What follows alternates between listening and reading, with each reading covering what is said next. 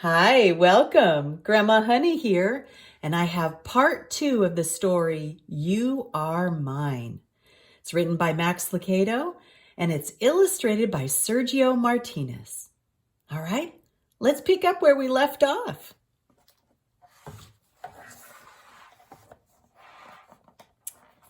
Where will you live? Asked Splint. Punchinello didn't know, but he didn't care. All he could think about was the boxes and balls he would have with all that money. So he sold his house. He bought boxes and boxes and boxes and balls and balls and more balls. He carried so many toys, he couldn't see where he was going. His stack went way above his head. But he didn't mind. So what if his arms ached? So what if he kept walking into walls? So what if he had no friends? He had boxes and balls, and when he passed Wemmick's, they would turn and say, "Wow, he must be a good Wemmick." Punchinello heard them. He couldn't see them, but he heard them, and he felt good. "I'm a good Wemmick," he thought.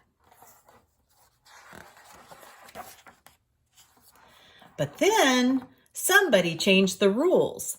It was the mayor's wife. She was very proud of her boxes and balls. She not only had a lot of them, but she also had special kinds of them.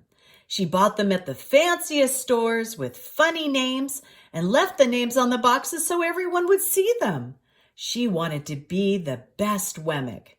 And one day she had an idea. Not only will I have the most, but I will go the highest. So she climbed on top of one of her boxes and shouted, "Hey, look at me, everybody!" And immediately all of the box and ball people tried to outdo her. One climbed on a fountain, another on a balcony, and then another onto a roof. And it was the mayor, though, who spotted the mountain, however. Behind the village of Wemmick's was Wemmick's Peak. "I'm going to the top of the mountain," he shouted, hoping to get there first. The race was on to see which Wemmick would have the most and climb the highest. Wemmicks loaded with boxes and balls began running up the mountain. It was a crazy, crazy race. Since the wooden people couldn't see where they were going, they bumped into each other. And since they were exhausted, they fell over their own feet. And since the trail was narrow, some of them fell down the side of it. But they just kept going. And bringing up the rear was Punchinello. He was having a hard climb, harder than the rest. After all, he'd only been a good Wemmick for a short time. And he wasn't used to carrying so many boxes and balls. But he was determined. And he kept putting one little wooden foot ahead of the other. But since he couldn't see, he didn't know where he was. He was on the side of the trail. And since he couldn't see, he didn't know that he had left the trail.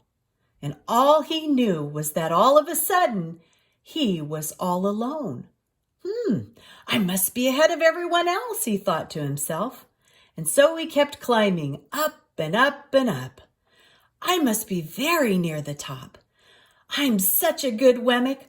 I'll be the highest with the most. About that time, Punchinello's foot caught the edge of something, and he tried to keep his balance. His toys swayed to the right and then to the left. He leaned back and then forward, but he couldn't stop. He was going to fall, and he didn't know, however, that he had walked up the trail to Eli's house. He tripped on the step of the porch and tumbled through the front door of Eli's workshop. When Punchinello realized where he was embarrassed. And for a long time, he stayed face down on the floor, surrounded by his boxes and balls. And one of the balls rolled across the floor and stopped at Eli's workbench. That's when the woodcarver turned around. "Punchinello?" Eli's voice was calm and deep and kind. The Wemmick still didn't move. He could feel his wooden face turning red. "It looks like you've been carrying a big load." The weary Wemmick climbed to his knees, but kept his head low. "These are my boxes and balls," he said quietly.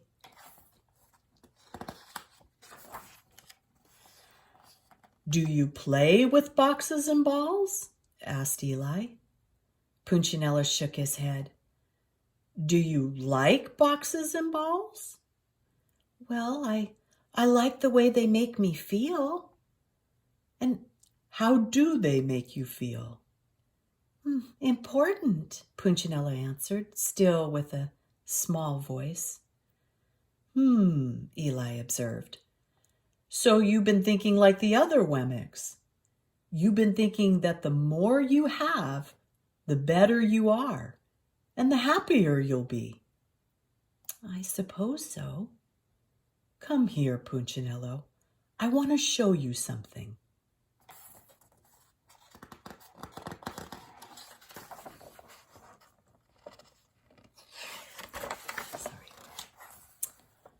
Punchinello lifted his wooden hand and looked at Eli for the first time. And he was relieved to see that the Wemmick Maker wasn't angry. Punchinello followed Eli over to the window. "Look at them," Eli said. Punchinello looked out the window at the swarm of Wemmicks still climbing the mountain. They were tumbling and stumbling and fighting each other, even elbowing each other to get ahead. "Do they look happy?" Eli asked. Punchinello just shook his head. "Do they look important?" "Not at all," Punchinello said, noticing the mayor and his wife. The mayor was on the ground, and she was stepping on his back. She had a box on her head, and he had a ball in his mouth. "Do you think I created Wemmicks to act that way?" asked Eli. "No." Punchinello felt a big hand on his shoulder. "Do you know how much your boxes and balls cost you?" "Well, my books and bed, my money and my house." "My little friend, they cost you much more than that." Punchinello was trying to remember what else he had sold when Eli continued. "They cost you happiness. You haven't been happy, have you?" Punchinello paused. "No." "They cost you friends, and most of all, they cost you trust. You didn't trust me to make you happy. You trusted these boxes and balls." Punchinello looked at the pile of toys, and all of a sudden, they didn't seem so valuable. "I kind of messed up." "That's okay," Eli replied. "You're still special." Punchinello ducked his head and smiled. "You're special not because of what you have.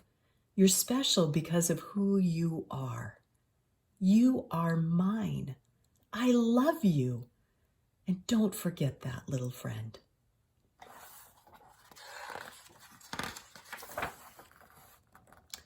"I won't," Punchinello smiled, and then he paused and asked, "Eli?" "Yes?"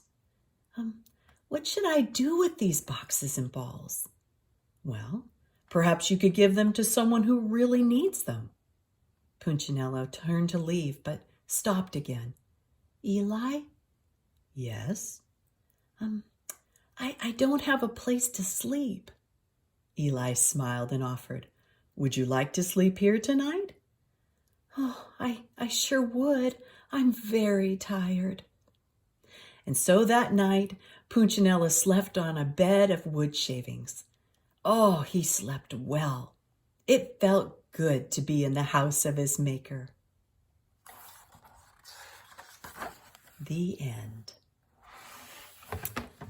And that's our story for today. You are mine. Bye-bye for now. Be blessed.